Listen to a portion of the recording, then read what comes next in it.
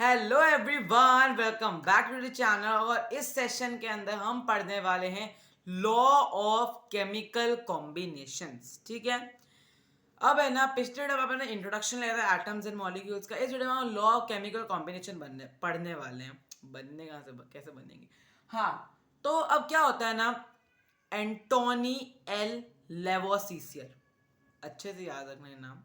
ठीक है, इन्होंने क्या किया था, इन्होंने मतलब है ना फाउंडेशन की थी दो इंपॉर्टेंट केमिकल कॉम्बिनेशन देख के कि कैसे अपन है ना मतलब एक केमिकल साइंस की बात करी थी। ठीक है, एक लॉ निकाला था एंटोनी एल लेवोसियर ने, एक लॉ निकाला था जोसेफ एल प्रोस्ट ने।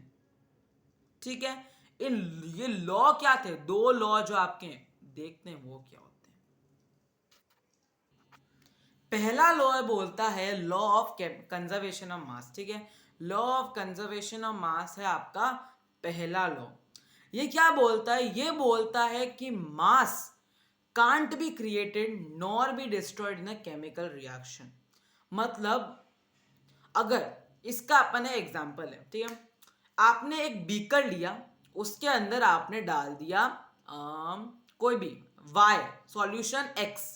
ठीक है, सॉल्यूशन x डाल दिया और एक टेस्ट ट्यूब ली और उसको आपने हैंग कर दिया। ठीक है, उस बीकर के अंदर, और ऊपर से एक प्लग लगा, ठीक है, वो कॉर्क लगा दिया और उस टेस्ट ट्यूब के अंदर आपने सॉल्यूशन x लिया वाला।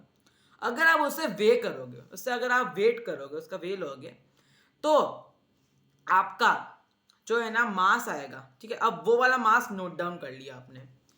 अब अगर आप x और y को मिक्स कर दोगे, ठीक है, दोनों सॉल्यूशन को मिक्स कर दोगे, एक्स वाई बन जाएगा। Yes, X Y. तो और जब वो वे करोगे ना, तो जो आपका पहला वाला मास था और जो आपका दूसरा वाला मास था, वो दोनों बराबर आएगा। मास कैन देखिए, आप देख सकते हो, मैंने आपको ये है भी यहाँ पे, मास can neither be created nor be destroyed in a chemical reaction. ये आपका पहला लॉ है। समझ आया अच्छे से? नहीं समझ आया, वीडियो को वापस से रिप्ले करना, क्योंकि ये थोड़ा इंपॉर्टेंट है और इनमें से क्वेश्चन बहुत सारे आते हैं। दूसरा लॉ क्या है वो पढ़ते हैं। दूसरा लॉ बोलता है कि एक केमिकल रिएक्शन के अंदर जो भी एलिमेंट्स डले हुए होंगे ना, वो दोनों सेम प्रोपोर्शन में होंगे, सेम मास के होंगे। अगर हम बात कर रहे हैं H2O की, तो जितना हाइड्रोजन होगा उतना ही ऑक्सीजन उसके अंदर होगा।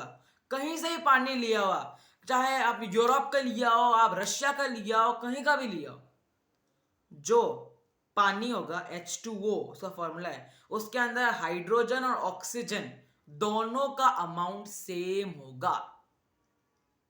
क्लियर? क्या बोलता है ये लॉ?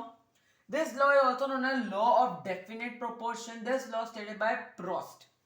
ठीक है, इसको जोसेफ एल प्रोस्ट ने किया था। In a chemical reaction the elements are always present in a fix proportion by mass. ठीक है, एक केमिकल रिएक्शन के अंदर एलिमेंट्स जो होंगे ना, वो एक फिक्स्ड प्रोपोर्शन के अंदर प्रेजेंट होंगे। अब ये आप देखना, H2O की बात करी अपन ने, तो क्या होता है ना, ये आपके दो ऑक्सीजन, सॉरी, ये आपके दो हाइड्रोजन है H2O। दो हाइड्रोजन होता है और एक ऑक्सीजन होता है, दो हाइड्रोजन और एक ऑक्सीजन, ये बन गया आपका पानी H2O। NaCl, Na sodium, Cl chlorine, दोनों का सेम है, तो Na भी उतना ही होगा, मतलब एक Na और एक क्लोरीन को मिला के आपका NaCl बन जाएगा सॉल्ट। H2O का रेशियो हमेशा 1:8 निकलता है। कैसे निकलता है, है ना, आपको इसके लिए एटॉमिक मासेस लर्न करने पड़ेंगे, तभी आप लोग किसी एटम का रेशियो निकाल सकते हो। एटॉमिक मास ऑक्सीजन का होता है 16, एज वेल एज हाइड्रोजन का होता है 1। तो 1 रेशियो नहीं, 1 कितना ऑक्सीजन है 2, तो 1 × 2 रेशियो 16, 2:16, 2 से 16 कट हो जाएगा, 1:8 विल बी दी आंसर। ठीक है, तो याद रखना है 1:8। ठीक है, If 9 gram of water decompose 1 hour of hydrogen and 8 gram of oxygen will always be obtained. अगर 9 ग्राम ऑफ वाटर अगर है अपने पास तो उसके अंदर 1 ग्राम हाइड्रोजन होगा और 8 ग्राम ऑक्सीजन होगा. ये आपका लॉ ऑफ कांस्टेंट प्रोपोर्शन है. लॉ ऑफ केमिकल कॉम्बिनेशन क्या है? Conservation of mass and law of constant proportion.